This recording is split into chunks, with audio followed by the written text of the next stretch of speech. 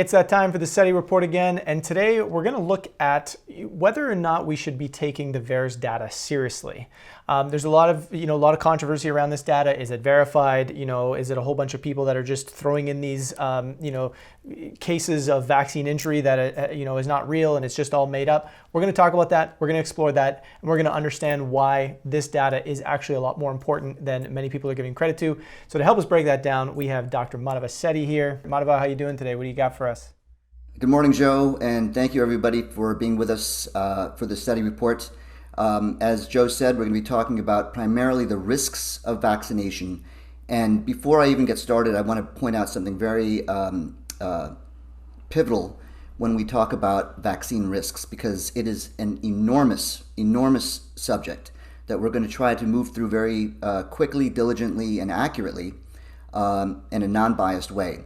But I also want to point out that conversations about vaccine risk is very triggering. And here I'd like to make an appeal to my colleagues in medicine. And what I'd like to say here is that I understand how this whole pandemic has been very traumatic, not just to your patients, but to you. And what I mean to say here is, from the very beginning, as you were treating patients early on in the pandemic, there was not enough PPE to go around.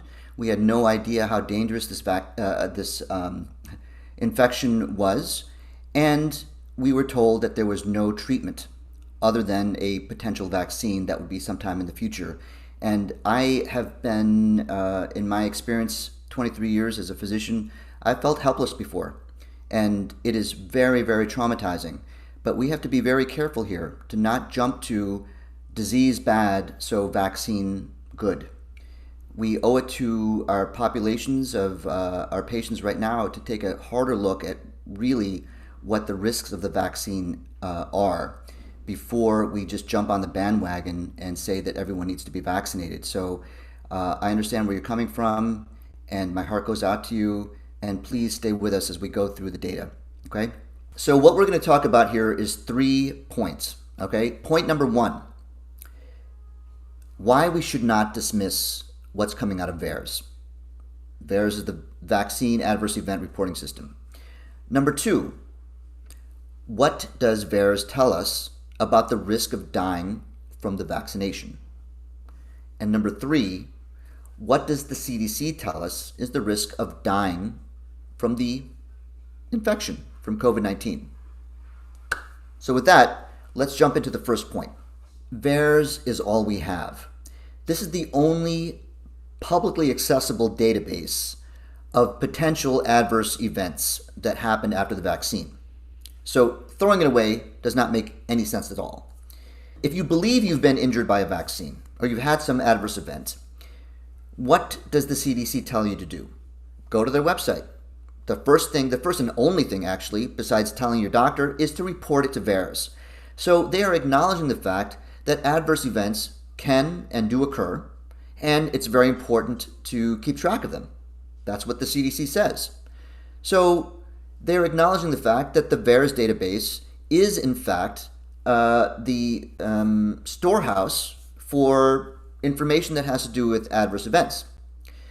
But notice what they've done is that throughout this pandemic, even though they've directed people who've been vaccinated towards VAERS, they have chosen not to investigate all of these events. And now this is the primary reason why VAERS is getting dismissed, is, well, they haven't been investigated. There's no verification of all of these things. It's not very fair, is what I'm saying, right? Because they're acknowledging that these things happen, yet they choose not to investigate it, and by not investigating it, they're basically saying that, well, we don't know what to do with the data. So that's not logical, especially given the fact that we're deploying this to hundreds of millions of people in this country alone. The next reason why I believe we should not dismiss VAERS is that there is a very strong correlation between deaths that are reported and the vaccine. And I'm using the word correlation specifically, not causation, correlation. The reason why I'm making this point is this. I want you to look at this particular graph. Now, what this bar graph is each bar represents the number of deaths that occurred after a person had been injected from VAERS. Okay, this is what VAERS is reporting. Now, if there was no relationship whatsoever to deaths that were occurring in injection, what would we see? We would see bars that were completely, relatively the same height the further you go out from the vaccination. That's not what we see, is it? We see that the number of deaths occurred most frequently after 24 hours. And there were a lot in the first 24 hours, and then it tails off. This is the hallmark of correlation. Because if you actually plotted these two things, like when were vaccines given and when did the deaths occur, there would be matching. That's what this is basically demonstrating. And if you did the mathematical analysis of two functions, you would say that they're highly correlated. Now this gets down to the fourth point. When people dismiss VAERS because there's no causation, it's only correlation, this doesn't make any sense in terms of medicine whatsoever. Okay? Things don't get pulled from the market because we know that it was causal. There's correlation first. When you see that there's correlation, then you do all of the investigatory analysis to show the biochemical process that explains the correlation. Okay? You don't wait until that happens before pulling a potentially deleterious intervention from public use. You notice that there's a correlation first, then you pull it, then you do the investigation, then you prove causation, and that's how you keep the public safe. That's the way it is with medicines. That's the way it should be with any intervention. One example is thalidomide, which is an anti-nausea medicine that was being used in pregnant women in the late 50s. It was shown that those women were giving birth to children with birth defects at a greater rate than normal. Was there any causation? No, there was no causation. But they pulled thalidomide, the problem went away, and only decades later did we actually come up with the biochemical pathway that was involved between thalidomide and the development of the embryos in these pregnant women. That's when we had causation, decades later. So using this argument to say, well, no causation means there's no problem is dangerous and doesn't make any sense. The other argument that's being used to dismiss VAERS has to do with the idea that there's a strong anti-vax movement in the United States, and they are falsifying data in VAERS. Now, this to me is nonsensical because the anti-vax, if that's what we want to call it, movement in this country has been alive and well for decades. People have been talking about this for a long time. But this is the year where vaccine deaths, as reported by VAERS, are through the roof, 30 or 40 times higher than in all previous years. So that is an important signal that cannot be explained by this particular argument. If we go back, let's put aside VAERS, let's put aside the CDC and go to vaccine trials. If you look at the data 6 months after the Pfizer trial was done, and they looked at both cohorts, the placebo and vaccine group, guess which group had the most deaths in it? I'm talking all-cause deaths, not just COVID deaths, but all deaths. Would you believe that there are more deaths in the vaccine group than the placebo group? In fact, that is the case. And it's not a small number. There are 20 deaths in the vaccine group compared to only 14 in the placebo group. Now, most of those deaths were not due to COVID. But if we're talking about a potential risk of vaccine injury that includes death, we can't dismiss those numbers. They're suggesting that there could be a very real causality between vaccines and death. That's what the data show.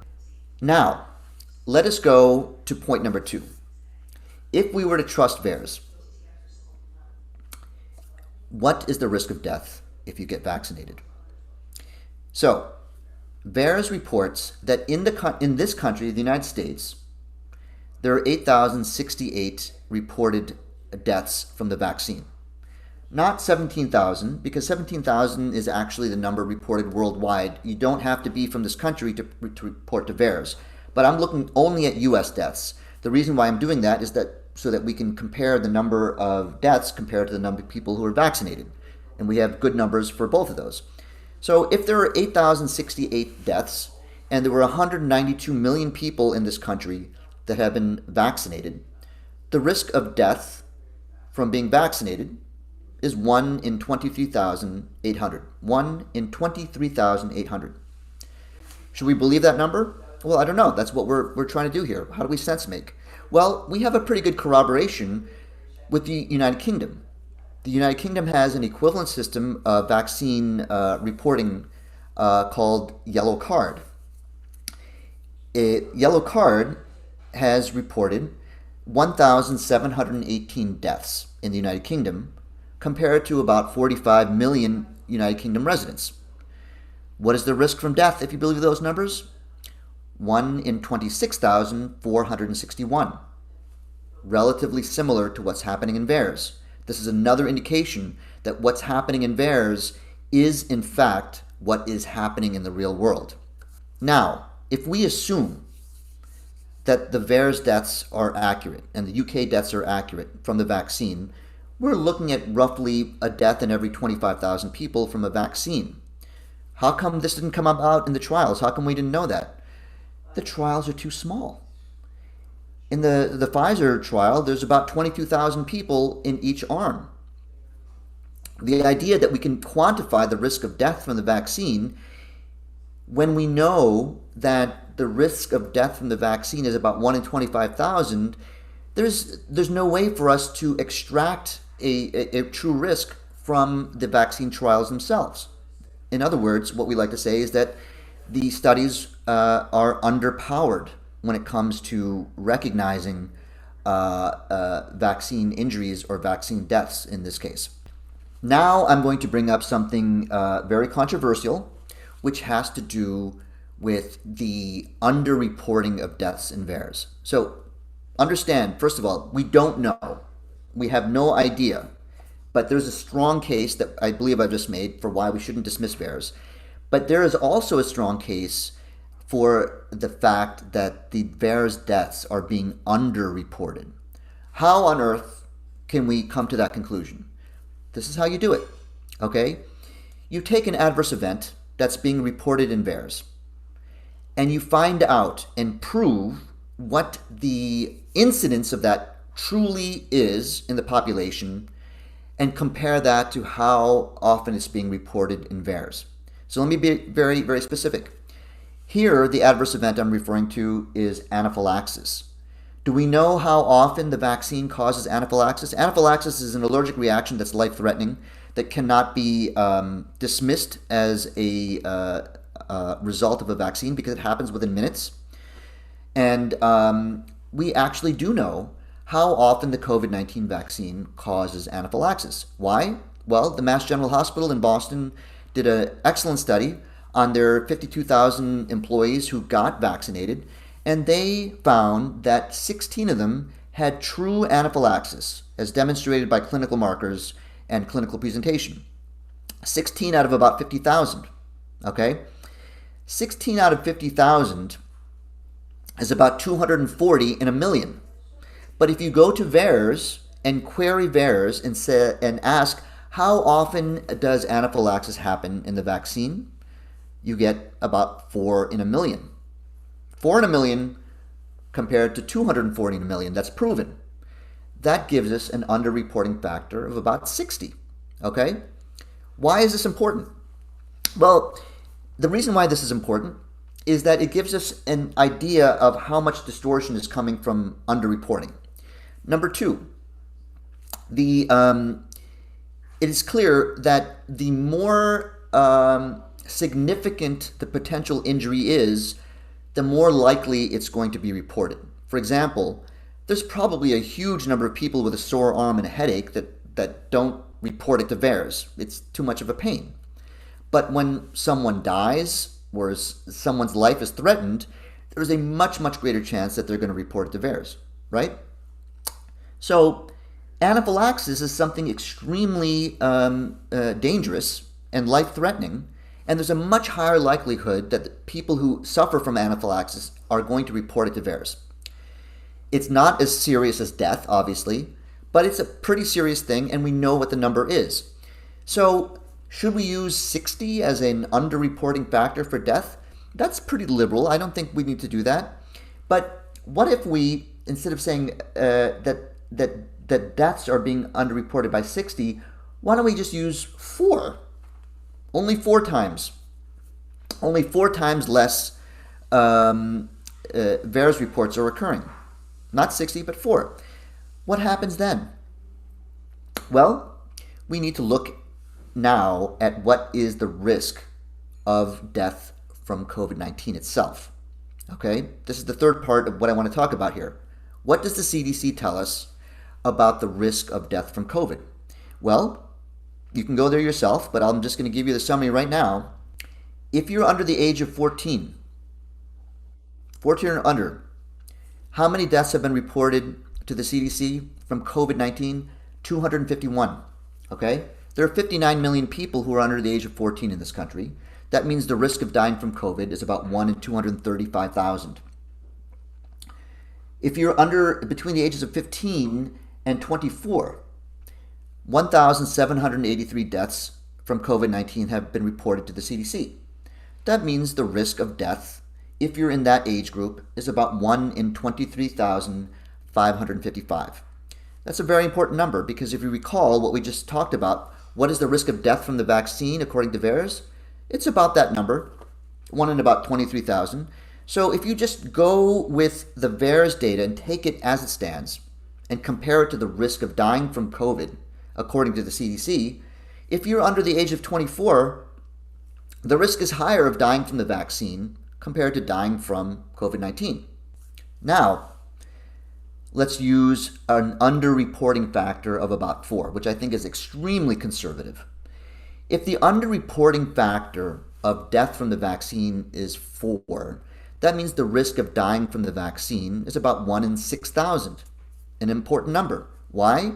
Because 1 in 6,000, according to the CDC, is about the risk of dying from COVID if you are between the ages of 25 and 34. Okay? So using that underreporting factor, we can say that if you're under the age of 34, the risks of dying from COVID are less than the risk of dying from the vaccine. That's what the numbers are saying. You know, I'm not making these things up. This is using VAERS and using CDC and a very reasonable underreporting factor. Does that make sense, Joe? Absolutely. I mean, what we're trying to do here at the end of the day, and with all the way you've broken this down, is just looking at using everything the government's giving us, using everything that we can deduce, and knowing that the CDC is not investigating these numbers. In fact, they're kind of brushing them off as not there, yet they're telling people to use it. So it's a little bit political from the standpoint of like, yeah, we have this reporting system. However, we don't take it seriously at all. And so we're saying, well, hold on, let's take it seriously for a second because this is all we have. And you're showing that it kind of reveals it gives us a better understanding of what the risk to benefit analysis is of being vaccinated when comparing it to the risk of COVID infection for people across different age groups. It's powerful stuff that gives a lot more context for people making decisions about whether they should vaccinate. Exactly. Well said. You know, the important point that you made there, Joe, is that we're using the data coming from our government. Okay, we're not extracting it from some site that has not been, that's coming from somewhere else. This is coming from, look, VAERS is being maintained by the Department of Health and Human Services. You know, that's what they do. The CDC is the storehouse of data about the vaccines and about COVID-19 deaths. We're making very, very reasonable comparisons. And, you know, to summarize here, and the reason why this is so important, especially at this moment, is that we're getting ready to inoculate 5 to 11-year-olds, okay? So the trends that I've shown you basically demonstrate that the younger you are, the greater the risk of dying from the vaccine compared to dying to COVID, the risk-benefit analysis. It is not in favor of 5 to 11-year-olds. Absolutely not. And we can do a whole other segment as to why the pediatric study that Pfizer did with that age group is underpowered, does not demonstrate any efficacy, and makes large jumps of large assumptions based on modeling, not about any real outcomes. But this is about to happen in this country, and that is the age group that absolutely should not be vaccinated. They have not demonstrated that the vaccine prevents transmission. And they have not demonstrated any real outcomes that demonstrate that the vaccine will help that group.